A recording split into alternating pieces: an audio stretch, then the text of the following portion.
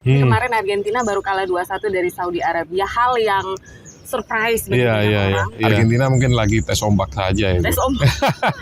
Ngalah dulu katanya. Ngalah dulu. Jagoan itu menang belakangan. Ada slogan saya, yaitu Gerakan Polda Sulawesi Utara, semangat untuk melayani, bertindak untuk melindungi.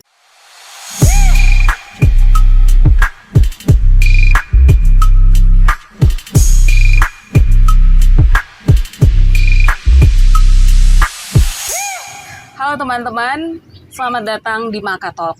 Saya Inji Kuntak. Saya akan menemani Anda dalam sebuah pembahasan yang menarik tentunya selama beberapa puluh menit ke depan. Dan hari ini untuk episode pertama dari Makatalk, kami kedatangan tamu yang sangat spesial. Ini adalah Kapolda Sulawesi Utara, Irjen Pol Dr. Andes Setio Budianto, SH.MH. Selamat datang Pak Kapolda. Terima kasih, selamat pagi Anji. Selamat pagi juga seluruh pemirsa Makatalk. Podcast, iya. Ini podcast pertama kami, Pak. Terima Luar kasih biasa. Sudah bersedia untuk hadir menjadi tamu pertama kami. Sama-sama. Sedikit ada cerita perjuangannya, Pak. Karena kami menyiapkan beberapa tamu untuk hadir di podcast kami. Iya. Dan senang sekali Bapak bisa menyediakan waktunya ya, Pak ya. Di tengah kesibukan tentu, karena kan di Sulawesi Utara ini sejak bulan Oktober Bapak datang ke Tanah Nyur Melamba ya Pak ya. Betul, tepatnya 19 Oktober waktu itu. 19 Oktober 2022. Iya. Sebulan lah ya Pak ya. 1 bulan. 1 bulan. Baik. Kesannya Pak Kapolda nih saat mendapat tugas untuk dinas di Sulawesi Utara seperti apa? Iya, sebenarnya menurut saya waktu itu saya kaget juga ya. Artinya saya tidak menyangka karena penugasan saya sebelumnya sebagai Kapolda di Nusa Tenggara Timur itu baru 9 bulan 19 hari. 19 hari? Iya, saat itu. Dari akhir 2021 ya Pak? Iya. 28 Desember 2021, kemudian berakhir itu di bulan Oktober juga kan. Jadi setelah saya hitung totalnya itu 9 bulan 19 hari. Menurut saya itu waktu yang cepat sehingga saya tidak menyangka bahwa Bapak Kapolri memindahkan saya atau memutasi saya ke Polda Sulawesi Utara. Tapi menurut saya itu bagian daripada suatu berkat dari Tuhan Yang Maha Kuasa. Saya diberikan amanah oleh beliau untuk melaksanakan tugas di sini. Kemudian saya juga bersyukur karena kalau kembali atau flashback ke masa lalu ya, saya 36 tahun yang lalu saya pernah berada atau tinggal di Manado tepatnya gitu. Berarti ini bukan pertama kali Pak? Iya, saya masuk ke Akademi Kepolisian itu dari Sulawesi Utara. Oh gitu. iya Pak? Iya, gitu. Jadi begitu. Menarik nih. Tahun 89 itu Pak ya? 86. 86? Iya, 86. Lulusnya tahun 89? Iya, lulus 89, masuk 86. Itu dari Sulawesi Utara? Dari Sulawesi Utara. Ceritanya gitu. Gimana tuh Pak? Ya, waktu itu saya sebenarnya sudah di tahun 86 itu sudah sering kembali bolak-balik ke sini. Oke. Gitu. Waktu itu saya masih SMA, tapi kemudian diajak sama paman saya. Waktu itu beliau menjabat sebagai Kayanma di Polda Sulawesi Utara. Terakhir beliau pangkatnya Brigjen Arif Sumarwoto, itu tapi sudah almarhum beberapa bulan yang lalu. Kemudian saya mulailah melakukan banyak kegiatan di sini, beraktivitas, bertemu teman, sama-sama satu perjuangan. Dan ya salah satunya ada beberapa yang bertugas di sini. Ada Kasdam, ada Irdam, ada itu istilahnya apa Pak? Satu angkatan? Reuni ya, satu angkatan. Ketemu mereka lagi. Termasuk ada yang ya waktu itu mungkin belum beruntung, Tuhan menggariskan jalan hidupnya lain.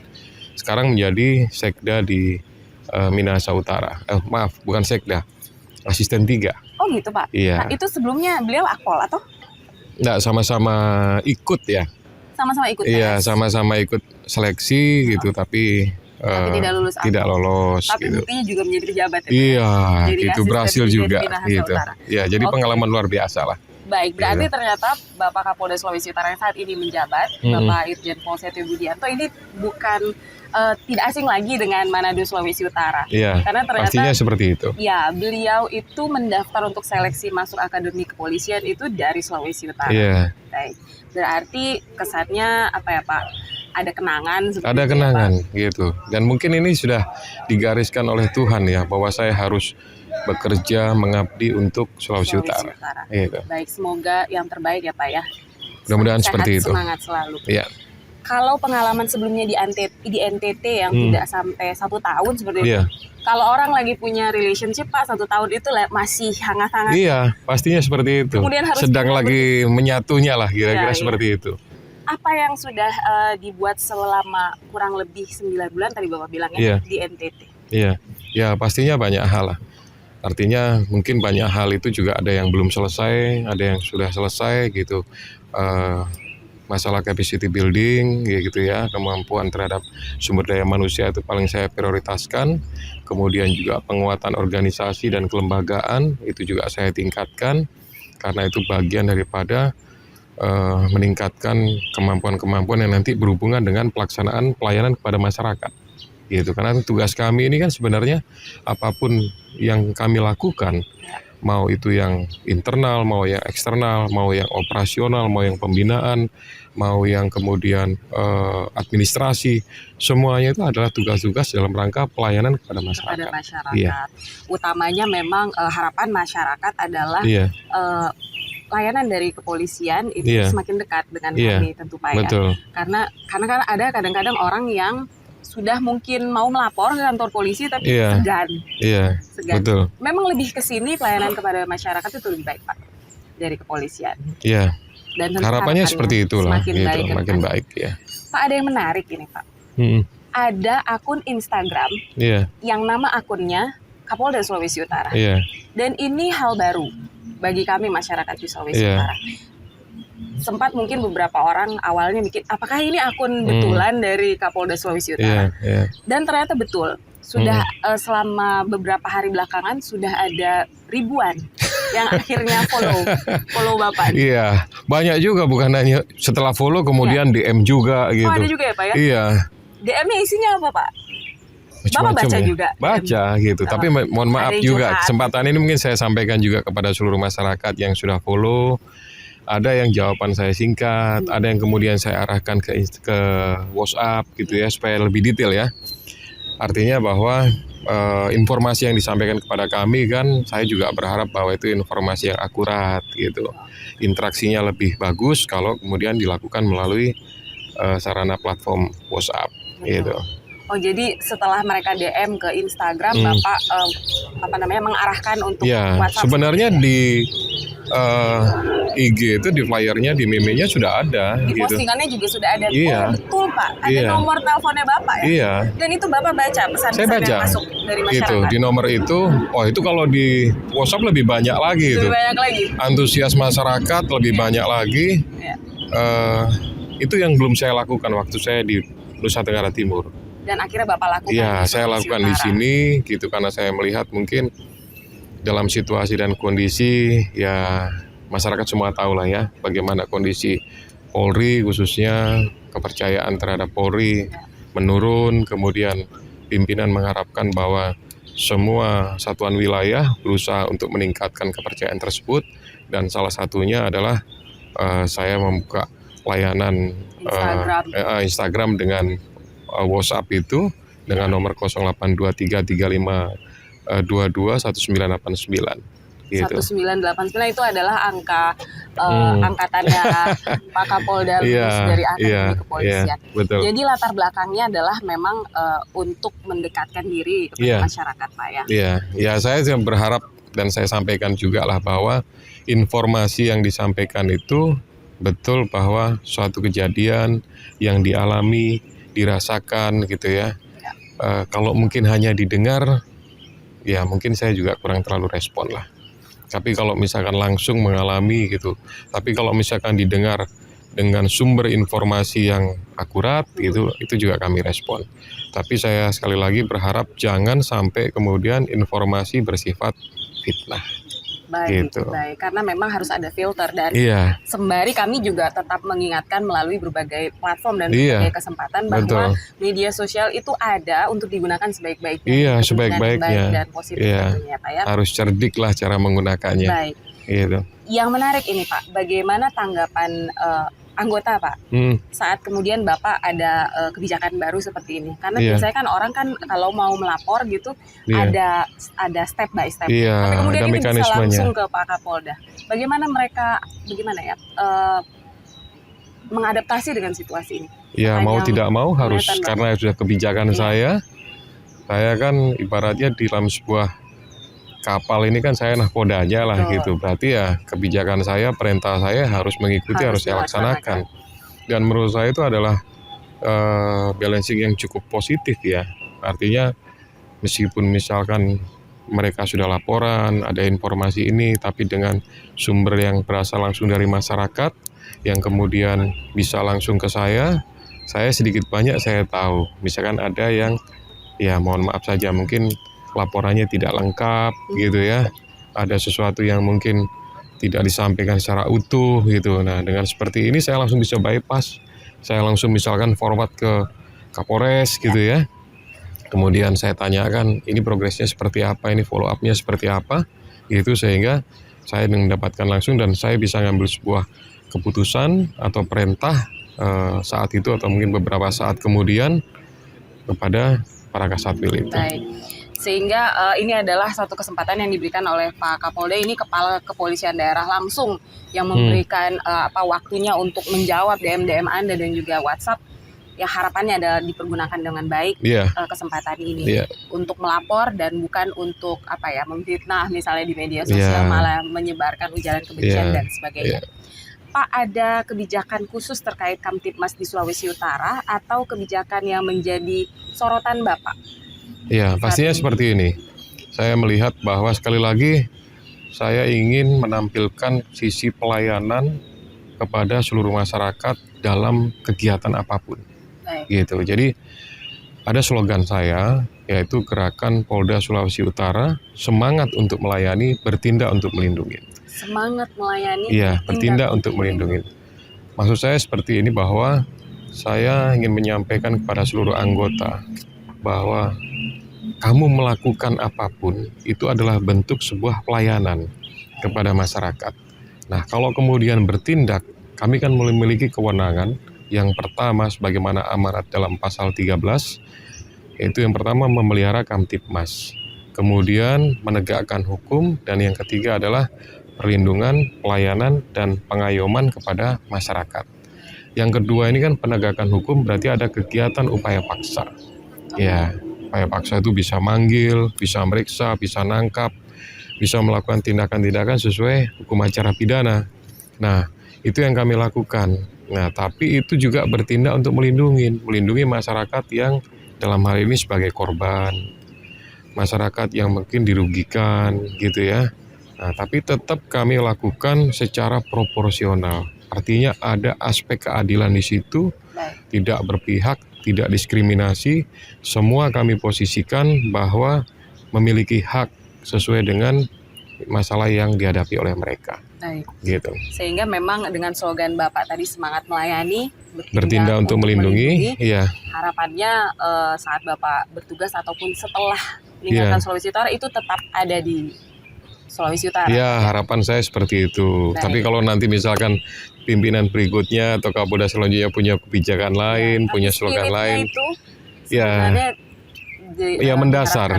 Ya, itu sangat basic sebenarnya. Sangat basic, tapi kalau tidak digaungkan, Pak, kadang-kadang lupa. Pak. Betul. Saya mau bertanya, ini pertanyaan yang menarik karena Bapak tadi sudah sempat menyentil bahwa kita semua tahu keadaan dari kondisi dari Polri saat itu. Kalau menurut saya pribadi ini, Pak, ini kembali ke tiap-tiap anggota kepolisian. Di saat dia mulai mau masuk menjadi anggota polisi, tentu kan dia punya filosofi yang dia pegang gitu. Saya mau masuk polisi karena alasan apa? Bapak boleh cerita nggak filosofi hidup yang Bapak punya saat kemudian memutuskan untuk masuk kepolisian sampai sekarang saat masih ini sama, berubah atau upgrade? Seperti apa, Pak? Ya, sebenarnya saya sama saja lah, tidak banyak berubah gitu. Saya bekerja yang pastinya harus dilakukan secara ikhlas, gitu. Ya, artinya ikhlas itu tidak ada tendensius apapun, tidak ada keinginan apapun, gitu kita lakukan. Sekali lagi ya, bagian daripada memberikan hal-hal yang baik lah, melakukan hal yang baik, gitu, daripada melakukan hal-hal yang benar. Kemudian yang berikutnya dari situ, kerja yang saya lakukan itu nggak harus kemudian ya bahasanya itu ya Pak ya, kalau misalkan tontonan itu atau sebuah atraksi itu mengharapkan tepuk tangan lah atau panggung gitu ya. Mendapatkan aplaus. Aplaus itu. Bukan itu tujuan Bukan akhir itu tujuan sebenarnya. akhir Untuk dari saya. melayani sebenarnya, Iya, Pak, untuk ya. melayani Kerja saja. ikhlas. Kalau semua masalah penghargaan, ya kemudian tepuk tangan, itu urusan pimpinan. Kita nggak perlu, kita bekerja saja, lakukan yang terbaik, bekerja secara ikhlas. Kemudian satu hal lagi, ya itu buat saya sih, gitu bahwa apa yang saya lakukan hari ini itu adalah investasi masa depan. Setuju, Pak. Gitu. Apa yang dilakukan hari ini investasi masa Iya. depan. Kadang orang lupa akan hal itu. Iya. Sehingga Gitu. mereka pikir ya udah hari ini aja. Hari ini saja. Padahal itu tabungan. Tabungan. Jadi kalau misalkan hari ini kita melakukan hal yang positif, mungkin tidak kita tunai saat ini. Itu juga. Iya, Ya. saat itu juga. Atau mungkin 1-2 hari, butuh waktu sekian lama. Dan itu sudah saya rasakan. Baik. Gitu. Kemudian yang berikutnya adalah tinggalkan legasi yang bagus, yang baik. Legasinya bentuknya apapun, sikap, perbuatan, mungkin juga perubahan-perubahan fisik gitu ya. Mungkin hal-hal yang sepele sajalah. Ya, saya begitu masuk di Polda, saya gaungkan masalah kebersihan. Gitu. Untuk lingkup Polda dulu. Iya, nih, untuk Pak. lingkup Polda dulu, karena saya melihat dan saya merasakan bahwa kebersihan itu kan anggota ini kan 8 jam, bahkan lebih, ada yang Ada overtime. yang lebih ya. Ada yang overtime kan, 8 jam berada di kantor gitu. Kalau kemudian lingkungannya kotor, gitu, banyak sampah, ada bekas box makan, ada kotak makan, ada dos makan yang tertinggal, itu sepele sebenarnya. Tapi mungkin tanpa dirasakan oleh mereka, ya secara perlahan mereka menghirup ya aura yang negatif lah gitu. Ya, sehingga dengan Bapak masuk nih harus bersih-bersih. Harus bersih, saya sampaikan seperti itu. Dan apalagi setelah kita melewati sejak awal 2020, the pandemic strikes nih, Pak. Iya. Gaya hidup masyarakat tuh sebenarnya harus lebih semakin baik ke Iya, depannya. Terkait kebersihan udara juga nih, Pak. Iya, betul. Gitu. Itu kan sekarang sudah banyak lifestyle yang berubah Betul. masyarakat ya. Kita sudah hidup di masa sekarang ini beda dengan 10-20 tahun yang Pastinya. lalu. Di saat mungkin 20 tahun yang lalu orang masih bertanya-tanya apa sih Iya. internet. Sekarang mereka sudah familiar dengan dunia digital, internet menjadi bagian sehari-hari. Iya. Ini podcast seperti ini juga mungkin 20 tahun lalu belum ada. Gitu. Nah, Pak, ini kita sudah dengar terkait kebijakan Kapolri, tidak ada lagi tilang manual. Iya, menggunakan etle. Iya. Sejauh ini penerapannya di Sulawesi Utara bagaimana, Pak? Ya, jadi etle ini kepanjangannya ya, akronimnya adalah Electronic Traffic Law Enforcement. Jadi penegakan hukum lalu lintas secara elektronik, gitu, dilakukan seperti itu. Secara fisik memang belum banyak. Kita baru ada 3 yang sudah operasional, 10 dalam proses. Maksudnya secara fisik itu perangkatnya? Iya, perangkatnya, gitu, belum banyak. Itu baru ada di Kota Manado saja. Belum di daerah Belum di daerah yang lain belum ada. Kabupaten kota. Iya, gitu. Jadi kabupaten kota yang lain belum tersedia. Nah, tentu kita berangkat dulu dari ini dilakukan seperti apa tujuannya. Tujuan yang pertama adalah mencoba untuk atau membudayakan agar masyarakat, khususnya para pengendara itu disiplin tanpa harus diawasi. Gitu. Kemudian tanpa harus ada anggota polisi Iya. jalan ini mereka sudah sadar sendiri. Betul, harapannya seperti itu, gitu. Sekarang kan kalau kita lihat ya polanya masih secara konvensional, anggota menjaga, melakukan pengaturan, pengawasan di lapangan itu, terutama di jam-jam sibuk, jam berangkat kantor, jam berangkat sekolah, jam bubar kantor, gitu, bahkan sampai malam, gitu. Nah, kemudian waktu itu penegakannya juga secara konvensional dengan buku tilang. Pimpinan mengambil suatu kebijakan, melakukan seperti itu. Ya, kemudian yang kedua adalah menghindari gitu kontak, hubungan, interaksi antara petugas dengan pengendara. Kalau pengendara melakukan pelanggaran, gitu. Karena kan ada potensi ya. Potensi itu artinya begini. Misalkan penyimpangan, ya itu masyarakatnya menawarkan gitu ya. Udahlah Pak, iya jangan ditilang lah Pak. Udah saya tolong dibantu. Nah, karena anggota kepolisian juga kan saat mereka manusia bukan robot gitu ya Pak. Iya gitu. Meskipun secara kita sudah mengajari supaya lebih integritas gitu ya. melaksanakan tugas sesuai dengan ketentuan, jangan melakukan penyimpangan. Bukan cuma soal itu Pak, kasihan akhirnya yang melakukan pelanggaran malah nggak ditilang sama Iya, kira-kira banyak seperti itu. Makanya kemudian muncullah waktu itu di 2020 lah mulai digaungkan proses ETLI ini. Kemudian Gitu. perangkatnya sudah mulai diinstal di mana-mana di kota Iya, Manado. ETLI ini kan ada yang regional, ada yang nasional. Maksudnya seperti apa? Ya, kalau regional itu berarti tampilannya hanya bisa diakses oleh lokalan kami saja. Oh baik. Ya, tapi kalau nasional itu sampai Jakarta Ya. di traffic monitoring centernya mereka, traffic management centernya mereka Bisa bisa dipantau. pantau. Di Manado ada titik yang nasional punya nggak Pak? Akan ada. Akan Gitu ada. di beberapa jalan Ya. yang utama seperti Samratulangi, Ya. Poltermungin Sidi, kemudian di Piritendean, itu nanti akan dipasang yang perangkat-perangkat nasional. Jadi Gitu. nggak usah berpikiran untuk bandel-bandel di jalan raya. Meskipun nggak ada anggota polisi yang Iya, kalian lihat, yang Ngana lihat ada di jalan. iya, Tapi percayalah itu dipantau. iya dipantau dan sekarang itu sudah ada pelanggaran sampai dengan hari ini ya, Ya. sudah sekitar 273. Untuk kota Manado saja. Iya, kota Manado saja. Pelanggaran dalam bentuk apa yang paling banyak Pak? Ya. Tidak pakai seatbelt apa gimana Pak? Salah satunya tidak pakai Oke. sabuk pengaman, ya kemudian melanggar di titik lampu merah gitu ya. Terobos Kemudian aja. ya memang satu kesulitan juga di kami kalau kemudian motor atau kendaraannya itu tidak menggunakan TNKB. Gitu. Kan tidak bisa tercapture ya.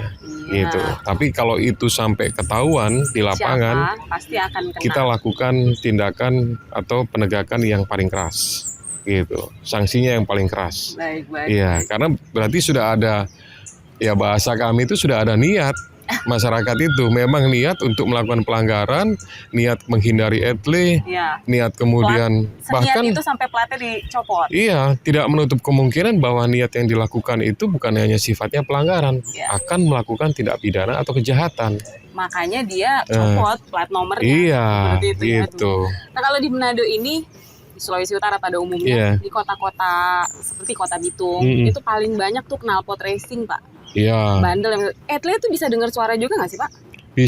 bisa dengar. Kan ada two way itu sistemnya. Oke.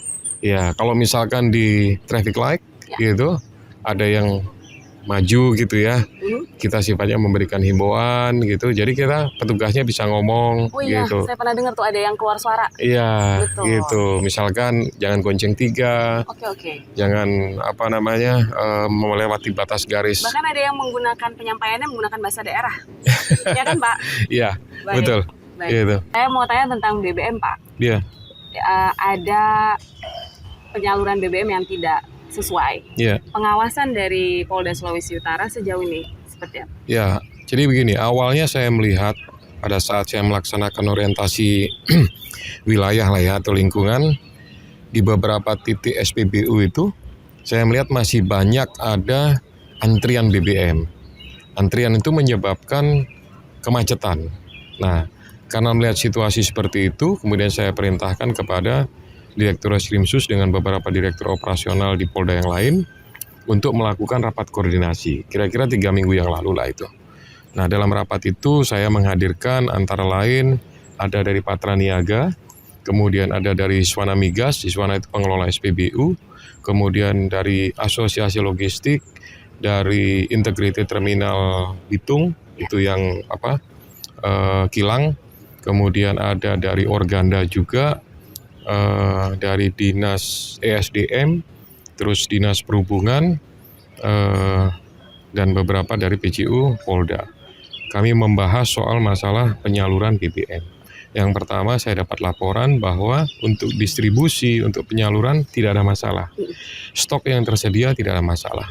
Tapi kenapa terjadi antrian panjang? Itu yang kemudian jadi pertanyaan besar lah buat saya. Kemudian apa setelah ditemukan apa nih Pak? Ya, penyampaiannya bahwa sebenarnya masalah-masalah tidak ada. Cuman memang animo daripada masyarakat pembeli BBM itu ya mungkin kelihatannya saya melihat ada sesuatu lah yang masih dalam tahap penyelidikan sampai dengan saat ini. Gitu. Tapi dari penyelidikan kami juga sudah mendapatkan beberapa penyimpangan yang dilakukan oleh oknum lah ya. Penimbunan ada nggak Pak? Sampai dengan saat ini penimbunan dalam skala besar belum ada. Oke. Penimbunan dalam skala kecil Maksudnya masih skala kecil untuk industri kecil dan pribadi. Iya, untuk ditimbun. pribadi, kemudian dijual ulang gitu ya. Kemudian ada orang atau oknum yang memodifikasi mobilnya. Mobil itu kan rata-rata mungkin kapasitinya kan hanya 60 liter Tampungan saja. BBM-nya. Ya, BBM, tangki BBM-nya. Dimodifikasi menjadi Modifikasi lebih menjadi 200 liter. Kemudian dia bolak-balik. Ya. Nah, itu kan berarti ada kerjasama dengan pihak SPBU, oknum SPBU. Nah, tapi saya juga sudah mengingatkan kepada Asosiasi Swana, ya, saya sampaikan kalau sampai ada keterlibatan dari badan usahanya atau pengelolanya secara pelaksananya itu, saya akan kenakan korporasi. Ya, bukan hanya undang-undang migas saja, gitu. Karena apa? Terjadi pembiaran, kemudian juga mendapatkan keuntungan. Tapi sampai dengan yang kemarin kami tangani terakhir, itu baru sampai tahap orang yang di lapangan saja, pengawas sama yang bagian nozzle-nya.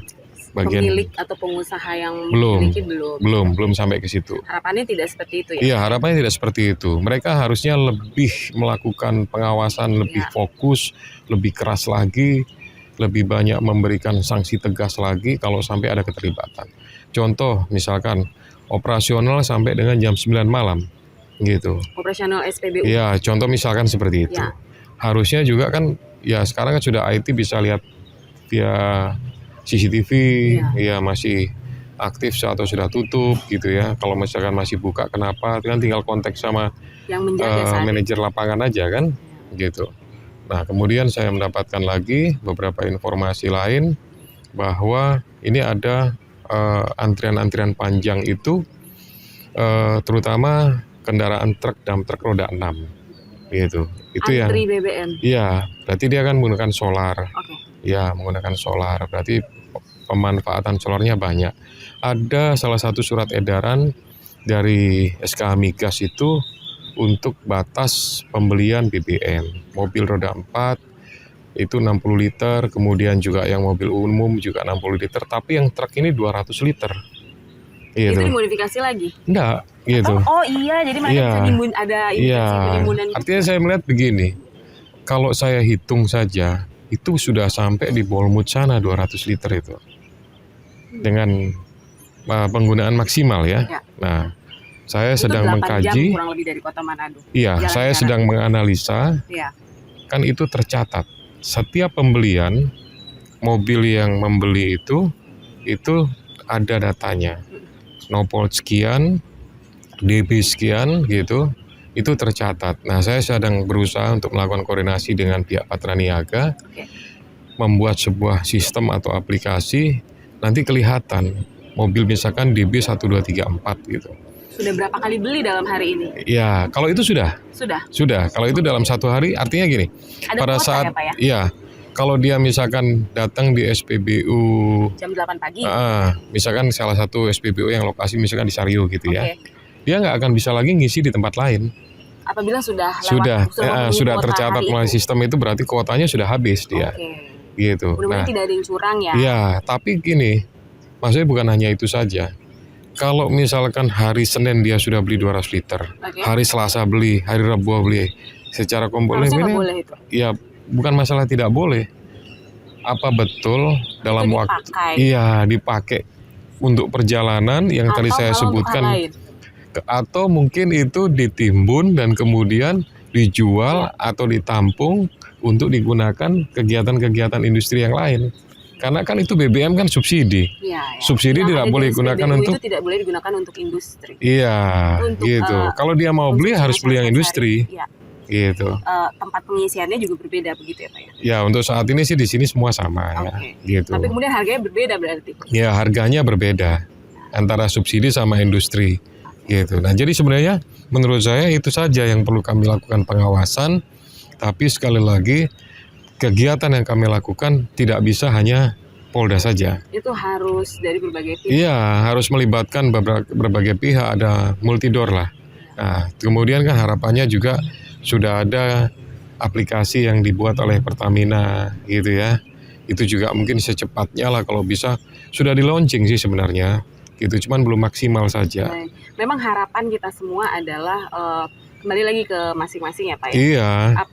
tidak semua 1 kali 24 jam bisa diawasi oleh Betul, pihak iya, aparat. betul. Sehingga dari pengusaha juga tiap individu Iya, harus juga lebih ketat lagi, harus. gitu. Baik, Iya. Pak, saya mau bertanya, Bapak jawab cepet ya. Hobi Pak? Saya olahraga. Olahraga. Iya. Olahraga spesifik? Apa? Atau banyak? Enggak, saya olahraga ya saat ini ya yang saya lakukan sepeda. Sepeda. Iya. Itu mengurangi emisi karbon saudara-saudara. Sepeda. Terus kemudian lari. Lari. Iya, cuma larinya nggak lari cepat ya. Oke. Jadi saya hanya slow running saja. Itu gitu. dulu pernah kali Pak kalau lari cepat ya? Waktu mau ya dulu masih muda pendidikan. lah. Kalau sekarang hanya untuk ya supaya tetap fit. Tetap fit. gitu. Menjaga kesehatan itu Slow running setelah saja. kita melewati pandemi, Iya. kesehatan nomor 1. Betul. Kita sudah tahu rasanya bagaimana yang namanya penyakit itu Iya. bisa mempengaruhi semua lini kehidupan. Betul. Ekonomi, pariwisata, Iya. pendidikan, semuanya deh. Jadi menjaga kesehatan itu penting. Iya, betul, gitu. Buku atau bacaan favorit? Buku-buku yang berhubungan dengan motivasi dan ya mungkin berhubungan dengan ada beberapa inovasi orang lah, gitu. Itu rajin saya baca. Kita harus tetap mengisi ya Pak ya. Iya. Yang namanya Pengetahuan.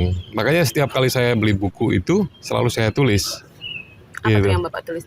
Apa yang didapat setelah membaca? Enggak, saya tulis dulu setiap kali saya beli itu. Oke. Dibeli untuk dibaca. Dibeli untuk dipajang. Iya, saya itu. Saya ketemu teman saya yang beli. Saya juga kadang-kadang gitu Pak. Saya beli buku 5, yang saya baca 2 Pak. Iya. 3-nya nanti nggak pernah dibaca sama sekali. Betul, gitu. Baik. Jadi harus itu dulu, karena kalau enggak nanti jadi pajangan.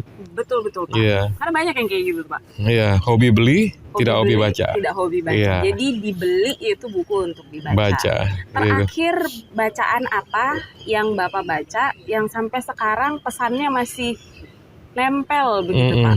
Tentang apa itu Pak?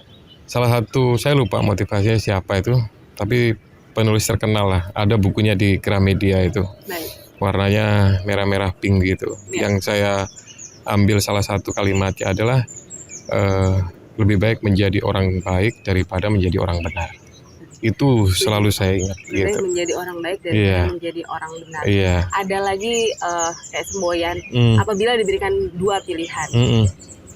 Menjadi baik atau menjadi benar, pilihlah menjadi baik. Menjadi baik, gitu. Ya banyak sih orang yang kemudian kenapa baik dan benar itu kan sesuatu yang hampir sama, gitu. Tapi kalau kita lebih dalami lagi, ya pasti penjelasannya berbeda, gitu. Dan mana yang dipilih itu menentukan. Iya, kalau benar itu kadang-kadang kita jadi seperti arogan gitu ya. Tapi kalau baik itu lebih kepada ya lebih down to earth lah. Baik. Iya. Pak. Saya ada pertanyaan yang apakah ini juga menjadi pertanyaan masyarakat di IG dan WhatsApp. Saya ingin bertanya pada Bapak mengenai togel. Iya. Apakah pernah ada juga yang masih mengeluh tentang hal itu karena kita tahu itu sudah tidak ada di Sulawesi Utara? Sampai dengan saat ini belum ada. Oke. Gitu. Diharapkan nggak akan ada lagi. Iya, saya sudah menyampaikan sejak masuk kepada seluruh Kasatwil, kepada Direktorat Reskrim ya, bahwa sesuai dengan instruksi. Saya masuk kan ada 10 direktif saya. Gitu. Salah satunya yang pertama itu saya sebutkan bahwa kurang lebihnya ya, laksanakan perintah daripada Bapak Presiden.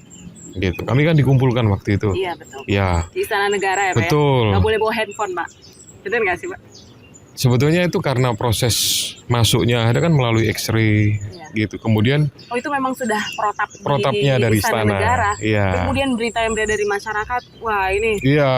Jadi kalau misalkan bawa HP, berarti harus ya Istana menyiapkan loker sebanyak lebih kurang 500. Karena waktu itu pesertanya kan lagi Kapolda mau taruh di mana. Makanya instruksi dari awal tidak boleh bawa HP. Gitu. Jadi bukan sesuatu yang menurut saya spesial itu. Karena memang sudah tapi itu protapnya. Tentu mengena ya Pak ya, arahan dari Pak Presiden saat itu. Kemudian Bapak menuangkannya dalam 10 direktif. Iya, makanya direktif saya laksanakan perintah Bapak Presiden yang kemudian ditindaklanjuti oleh Bapak Kapolri. Ya, terutama masalah perjudian gitu. Itu saya tegaskan tidak ada lagi di sini gitu. Tidak ada lagi kemudian ada pembiaran ada kemudian ya semacam bukan hanya sekedar pembiaran ya, kerjasama dengan para bandar, dengan para pemain, nggak ada lagi. Karena beberapa orang menganggap itu sebagai hobi Pak, yang parahnya Pak. Ya justru itu, ini kan tidak bisa yang namanya seperti itu kan sudah ada sejak zaman dulu Iya. dan tidak bisa kemudian hilang begitu Ya. saja. Hal-hal Ya. yang membuat candu itu, baik itu judi ataupun narkoba, itu kayaknya udah ada dari dulu. Ya, kalau orang Penyakit Jawa bilang itu masyarakat. molimo kan. Oke, apa itu, Pak? Saya juga nggak hafal semuanya Tapi gitu. Tapi kira-kira salah tentang satu ada yang madat, main iya. gitu. Yang candu. Iya, madat Tidak itu. Iya. Iya, itu madat itu kan candu itu. Iya. Ya, salah satunya seperti itu. Itu nggak boleh memang. Dari dulu sudah ada Dan itu gitu. menjadi tantangan setiap aparat. Mm-mm. Berganti-ganti orang, Iya. berganti-ganti yang menjabat. Mm. Itu tetap menjadi concern tentunya Pak ya. Tidak Ya, melonggar. selama instruksinya jelas dan sudah menjadi kebijakan pimpinan, apalagi ini pimpinan tertinggi di Polri ya. Polri. Pak Kapolri sudah menegaskan seperti itu. Masalah perjudian, Ya. kemudian masalah BBM gitu, itu nggak boleh lagi. Ya harus kami laksanakan, harus loyal.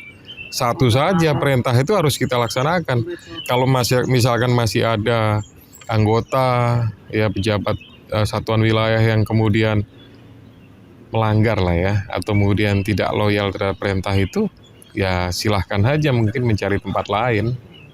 Tanpa harus menunjuk kepada satu kasus nih Pak, Mm-mm. meskipun kita tahu karena saya yakin Iya. ini yang nonton Makatalk teman-teman ini semua Iya, update berita. iya, Ada Kasatwil yang bandel tanpa harus menunjuk kepada satu kasus. iya, Kalau kembali ke diri Bapak saat bertugas iya. di sini ataupun sebelumnya, Mm-mm.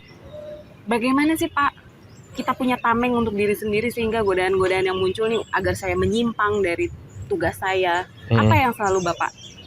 Tadi sudah sempat di itu ya tentang Iya. filosofi, tapi maksudnya setiap hari gimana Pak? Hari demi hari supaya tetap ingat gitu Pak.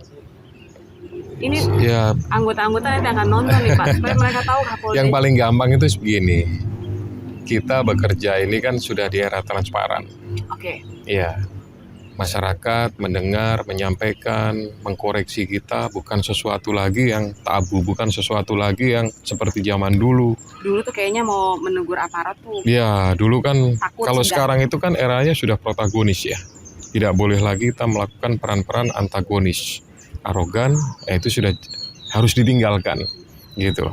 Nah, polanya ya kalau gampangnya itu orang bilang polisi humanis lah. Gitu. Artinya humanis tapi tetap tegas dalam hal-hal tertentu. Nah, kalau sudah mengingat seperti itu, kalau kemudian kita melanggar, nanti kan menjadi suatu masalah yang dampaknya itu bukan hanya pribadi. Ke Ya, institusi juga. ya pastinya keluarga, institusi gitu. Kita sudah lihat contoh lah ya Pak. Iya. Nggak usah kita tunjuk kasus tapi sudah lihat. Kira-kira seperti itu. Nah, kemudian yang paling beban yang paling nggak ini lagi menurut saya adalah nggak nyaman, nggak nyenyak kita tidur gitu. Karena kembali lagi ini tentang tiap individu sih Pak. Iya, namanya Kita nih individu kan hidup. sebetulnya Iya. Harus terus diingatkan. Kalau saya pribadi nih, Pak, setiap kesempatan saya harus terus saling mengingatkan. Iya, selalu gitu. Kita saling mengingatkan. Iya. Begitu. Apa Saling. sih sebenarnya fungsi kita dalam masyarakat? Iya, Baik Bapak sebagai pimpinan Polda saat ini, kami sebagai masyarakat itu ada tugasnya. Dan jangan tugas sampai masing-masing. kita menyimpang dari Iya, itu. gitu. Saling menghargai lah Saling sebenarnya, menghargai. seperti itu. Dan saling mengingatkan. Mm-mm. Kita lagi syuting Makatalk ini di musim Piala Dunia. Saya penasaran. Pak Kapolda nih tadi kan katanya hobi olahraga. Iya, Ini ada satu cabang olahraga mendunia. Ini kalau katanya Piala Dunia ini adalah pesta olahraga paling bergengsi mm-mm. di seluruh dunia. Dunia. Ikut Iya. mantau juga nggak Pak Piala Dunia? Punya tim favorit tidak Pak? Iya, Piala pastinya Dunia punya. 2020. Oke, boleh cerita Pak? Pastinya punya lah. Semua ya saya yakin masyarakat punya tim favorit. Ya, Gitu. Meskipun tim favorit itu adanya di negara lain. Adanya. Indonesia sayang sekali belum masuk. Iya. Nah, next time. Mungkin mudah-mudahan lah ya, gitu. Kemudian pertandingannya juga di tempat lain. Tapi pasti kita menjagokan lah, gitu. Mudah-mudahan dia bisa juara. Ya. Terus kemudian kalau kita punya tim favorit itu setidaknya pada saat nonton, gitu ada semangat yang membedakan lah, Betul. gitu. Saat nonton bola rawan Kamtipmas, pelanggaran Kamtipmas juga Pak. Karena biasanya kalau ada timnya yang kalah, kemarin Argentina baru kalah 2-1 dari Saudi Arabia. Hal yang surprise bagi Iya, banyak iya, iya, orang. iya. bisa jadi nanti ada pelanggaran Kamtipmas Wah, gara-gara itu Piala Dunia. Argentina mungkin lagi tes ombak saja itu. Tes ombak. Ngalah dulu katanya. Ngalah dulu. Jagoan itu menang belakangan. Menang belakang. Iya. Berarti kayaknya kalau saya lihat naga-naganya Bapak Argentina nih. Iya, lebih kurang seperti itulah. Saya tidak pegang satu sih. Iya. Itu kan ada juara 1, 2, 3. Itu Siapa kan yang juara bebas itu ya. favorit Bapak jangan-jangan. Iya, ya pastinya ada Perancis ya. Ya. Kemudian Belanda juga favorit saya gitu ya. Gitu. Mudah-mudahan dari 3 tim itulah salah satu bisa menjadi juara. Dari 3 tim itu bisa menjadi. Iya, kesempatan ini juga ingin saya sampaikan. Silakan, Khusus kepada masyarakat, kepada pemirsa Makatalk ini. Ini kan semua sekarang masyarakat sedang terkonsentrasi, fokusnya, perhatiannya kepada pertandingan Piala Dunia sepak bola. Banyak bendera yang berkibar di gang, di atas rumah, atau mungkin di tempat-tempat yang strategis lah. Nah, saya berharap bahwa kita menjadi tim yang atau penonton yang fanatik dengan tetap sportivitas. Artinya sportivitas, kalau ada pihak lain yang kalah, ada temannya yang kalah, ya tidak menjelekkan, tidak menghujat, tidak mengata-ngatai, karena itu potensi terjadinya gangguan Kamtipmas, gitu. Keamanan dari itu bully awalnya. iya dari bully. Makanya saya di awal tadi saya sampaikan ini pertandingan yang melakukan negara lain. Pelaksanaannya jauh di negara lain. Ya, tapi jangan sampai ada masalah karena akibat bully tadi, akibat tim favoritnya kalah. Ya. Kemudian yang lain temannya mengejek terus kemudian emosi, terjadi suatu ya mungkin diawali dengan cekcok mulut, kemudian penganiayaan dan lain-lain sampai kemudian ya merugikan diri sendiri. Ada gangguan Kamtipmas. Iya, itu tolong dipertimbangkan. Lagi nanti. Iya. Melerai 2 pihak yang mendukung negara yang bukan Indonesia gitu Pak ya. Pastinya seperti itu. Sayang banget lah kalau kemudian kita favorit terhadap tim. Ya kalah menang kan sesuatu hal yang biasa. Betul. Ada yang menarik sebenarnya Pak. Indonesia pada tahun 2007 pernah mengalahkan Saudi Arabia. Kemudian Saudi Arabia kali ini mengalahkan Argentina. Sehingga katanya orang yang seneng bola, nggak sampai 10 tahun, 20 tahun lagi Indonesia akan tampil di Piala Dunia. Mudah-mudahan gitu ya Pak ya. Harapan kita semuanya pasti seperti itu ya. Betul, Siapa yang tidak ingin tampil di ajang internasional? Yang paling bergengsi. Iya, betul. Pak, saya masih ingin ngobrol banyak, tapi ini 2 pertanyaan terakhir karena saya tahu Bapak juga sibuk. Terima kasih. Ya, saya tahu Bapak juga sibuk. Harapan apa yang ingin Bapak capai selama tugas di Sulawesi Utara? Ya, yang pertama harapan saya anggota di Polda Sulawesi Utara itu dapat melaksanakan tugas dengan baik. Menghindari bahkan menjauhi tindakan-tindakan yang potensi terjadi pelanggaran. Gitu. Karena sumbernya kan dari situ dulu ya. Kalau sudah anggota dengan kerjanya dengan baik, sesuai dengan ketentuan, sesuai dengan aturan, tidak melanggar gitu. Nah, kemudian setelah itu outcome-nya kepada masyarakat pun juga melakukan hal yang positif. Pelayanannya kepada baik, respon cepat atau quick respon gitu ya. Kemudian bisa memberikan pelayanan yang maksimal gitu, humanis ya. Itu tentu harapan saya. Nah, kemudian harapan besarnya adalah situasi Kamtipmas di wilayah Provinsi Sulawesi Utara itu bisa tercipta menjadi semakin aman lah. Masyarakat aman, nyaman, tertib, beraktivitas semuanya. Kemudian juga saya berharap bahwa hubungan dengan pemerintahan, hubungan dengan semua stakeholder, apakah itu mungkin stakeholder yang Forkopimda atau dengan semua pihak, industri perusahaan, pihak swasta, semuanya bisa terlaksana dengan baik. Sesuai dengan tujuannya masing-masing lah. Betul Pak, karena Kamtipmas ini adalah salah satu unsur penting. Kita kan baru selesai dari pandemi, mau bangkit lagi secara ekonomi. Kalau daerah tidak stabil, tidak kondusif, tentu akan berakibat juga. Sehingga ya terima kasih sudah mengawal Kamtipmas di Sulawesi Utara. Kamtipmas itu tanggung jawabnya polisi. Cuma masyarakat juga tidak boleh lepas tangan, tidak boleh melakukan pembiaran, tidak boleh tak acuh juga. Ya paling tidak gini, kan selamanya 1 kali 24 jam ya. Meskipun dari awal sampai kemudian masyarakat istirahat, bahkan di saat istirahat pun itu polisi masih melakukan aktivitas patroli, patrolmennya masih berjalan, kemudian mereka beraktivitas di pagi hari lagi, itu semua. Tapi kan ada saatnya mungkin ya ada blank spotnya lah gitu ya, ada kekosongan, nggak kepantau, kemudian dia sudah bergerak pada titik yang lain. Nah, disitulah masyarakat juga harus menjaga. Menjaga sebenarnya caranya gampang. Dalam hal masalah pengamanan rumah, ya, Mulai dari lingkungan rumah dekat sendiri, kita, kemudian lingkungan yang lainnya, termasuk yang perkantoran pun seperti itu, ya. Ya. Lokasi-lokasi wisata, tempat-tempat usaha seperti itu, ya harus berpikir resiko terjelek, gitu. Antisipasi terjelek bahwa jangan sampai menjadi korban, gitu. Kalau itu sudah tertanam, masyarakat akan melakukan upaya-upaya, tinggal nanti mengkomunikasikan kepada kami lakukan patroli, mudah-mudahan tidak terjadi. Baik Pak, Bapak ini datang bertugas di Sulawesi Utara. Iya. Kami punya satu semboyan yang apa itu?